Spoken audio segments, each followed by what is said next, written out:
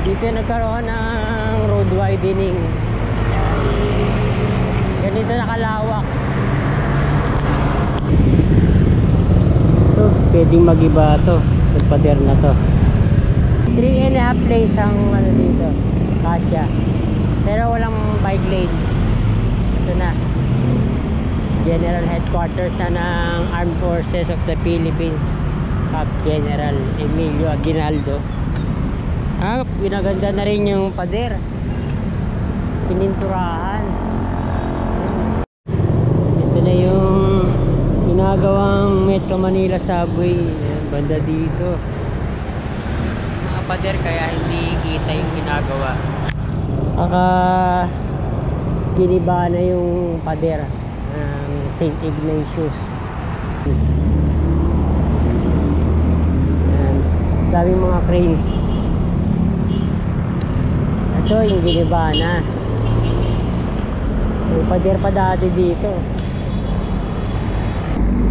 Tawag pala dito sa flyover na to Aurora Boulevard, Katipunan Avenue Interchange.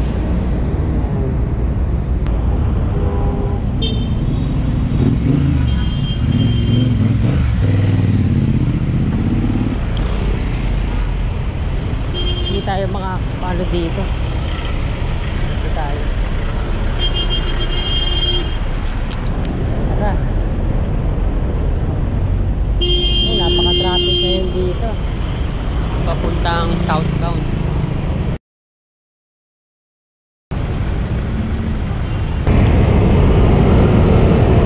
Nasa ano tayo?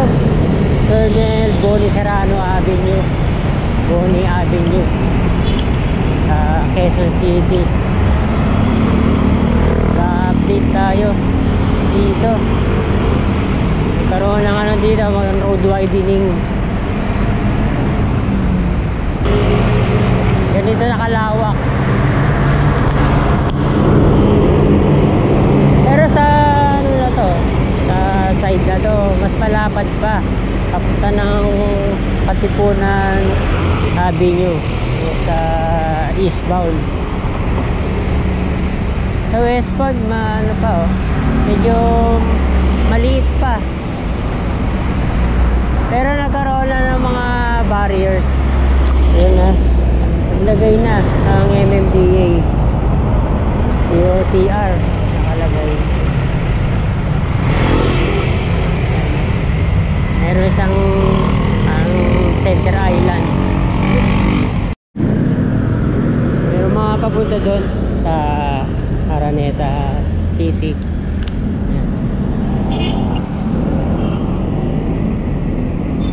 Kung gumagawa nga lang ang DPWH, laging walang mga puno. Wala siyang landscape. Talagang puro semento lang.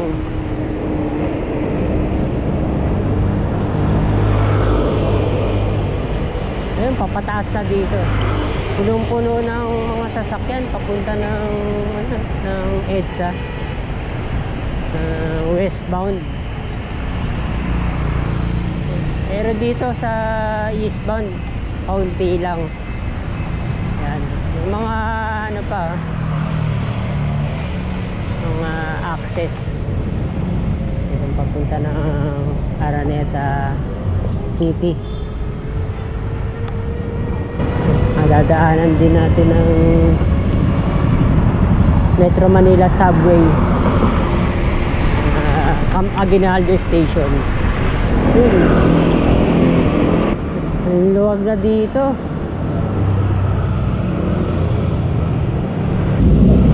3.5 lanes ang ano dito, kasya.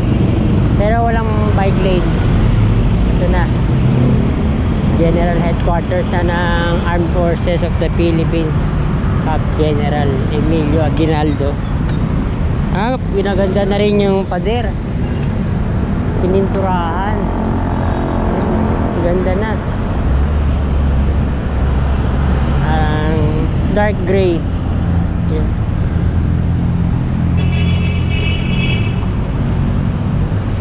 Pati sidewalk.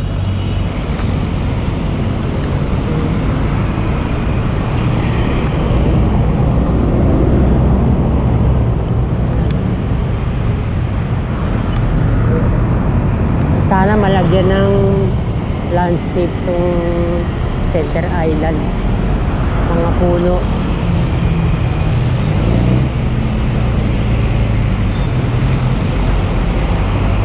Wala pa mga asfalto. Sa kabilang side meron, pero matagal na yun. Galing ng Araneta City.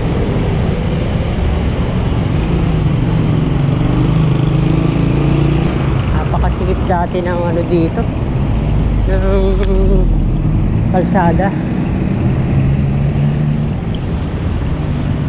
Awakas.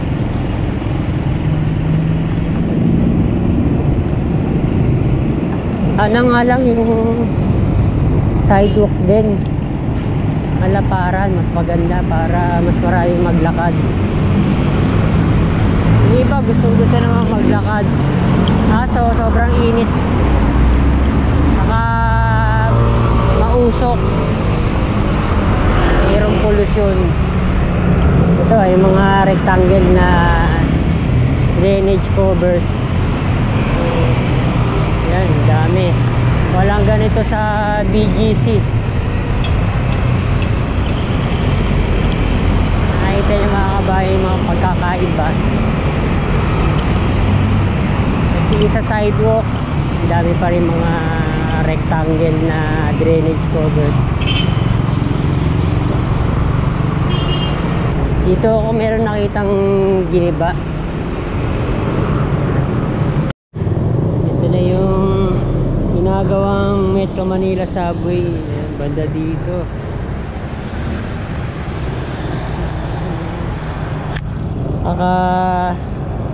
Giniba na yung pader ng St. Ignatius.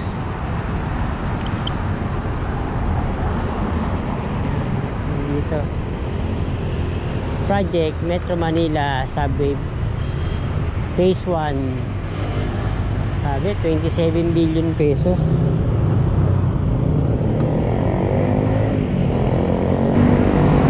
Contractors yung Sumitomo Mitsui Construction Company Limited.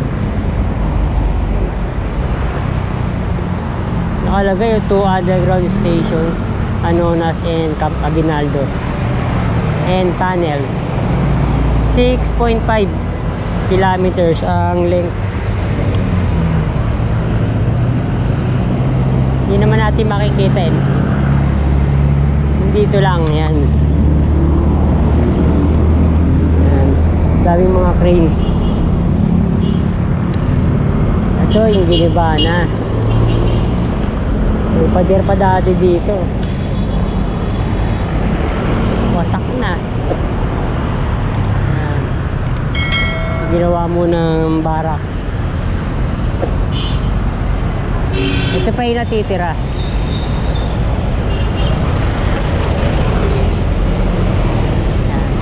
Meron pa natirang pader.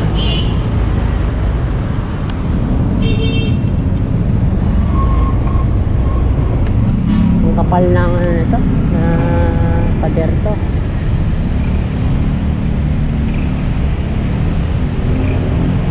At ito, diba itong tatagalin tong footbridge.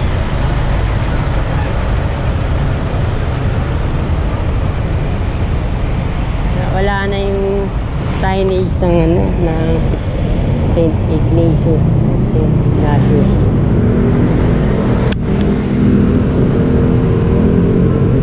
Tinanggal na. Hanggang dun pa yan. Papunta na C5.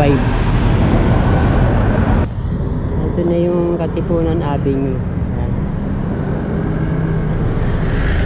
Doon ang Ateneo at UP, Aurora Boulevard. Alagay ko giba pa to, papunta na C5. So pwedeng magiba to, pader na to. Ito itong footbridge. Puntahan natin doon sa Katipunan. Pakita ko muna sa inyo to.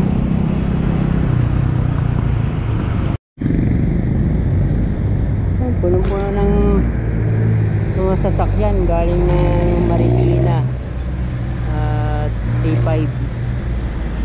Yun ang pwedeng mag-ibang pader. Ang footbridge. Yun pa. Tara, tuloy natin dito. Di ba ito sa side ng Katipunan papunta ng Aurora Boulevard, may mga puno.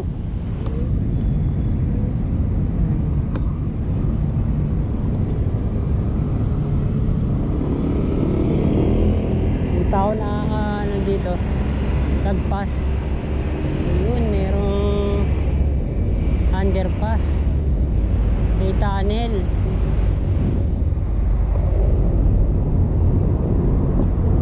At merong bike lane.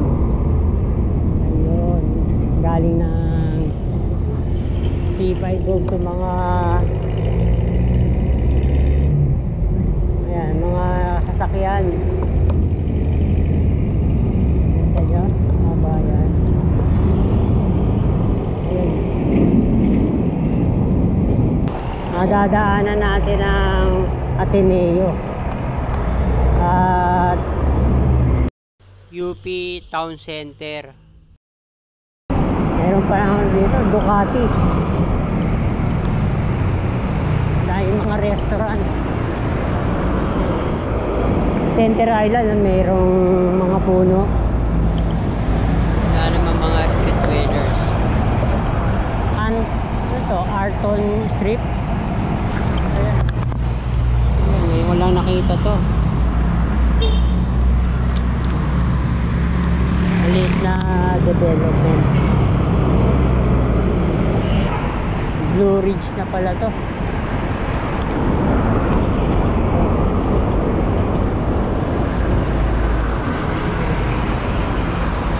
Ano kaya yan? Nasira na yung mga PVC bollards. Yan. Papunta pa doon no, sa Putang ano sigurado yun sa Marikina Riverbanks.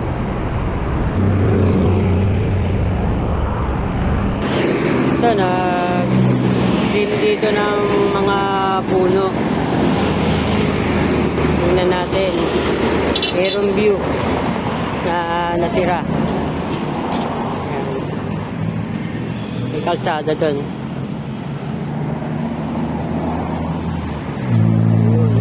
Zigzag.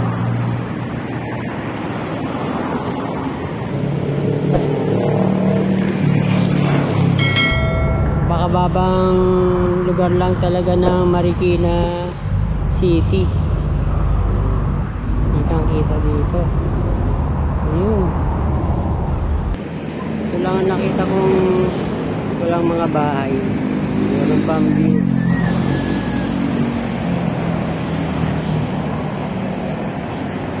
Kalsada pa doon.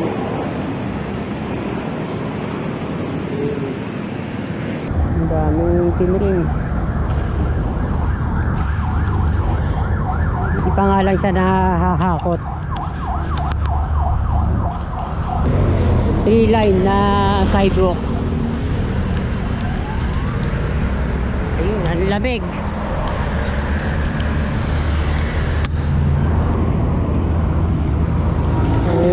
Meron pa rin view. Pero puro mga bahay na rin.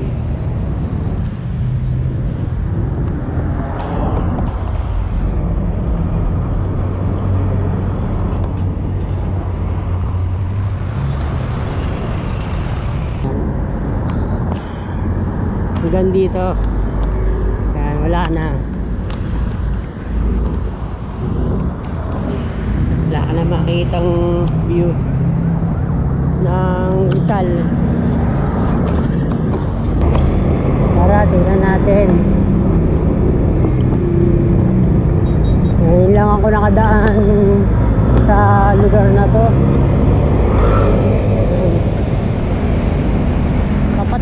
pala doon.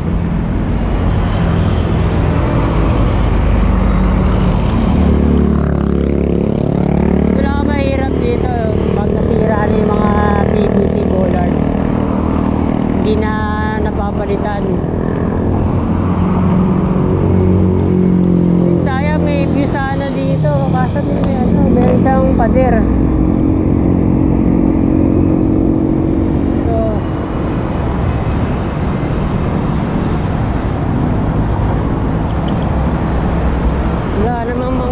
Street dwellers, saka wala rin halos basura.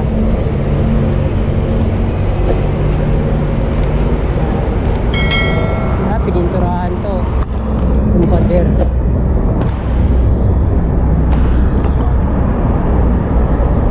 Eto na, Aurora Boulevard ito, Monasterio de Santa Clara.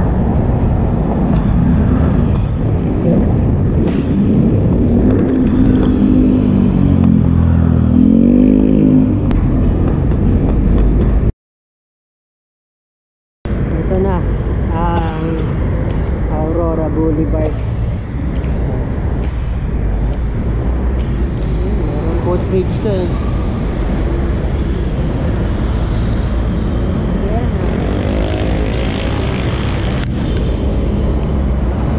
Tumba pa nga dito. Poste ng kuryente. Naharangan niya yung yung sidewalk. Yan. Kailangan mo pang magluktong tinik para ka makadaan.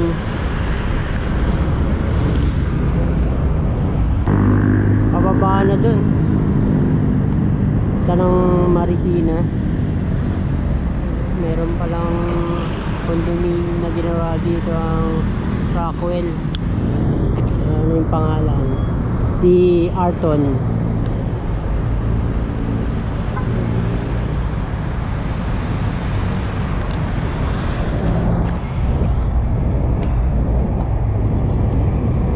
Meron pala oh. Wala lang diretso doon. Ito lang.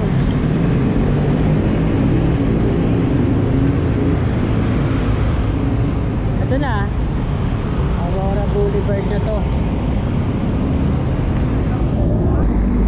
Tawag pala dito sa flyover na to, Aurora Boulevard, Katipunan Avenue Interchange. Philippine-Japan Cooperation Project noong 1995 ginawa. Doon.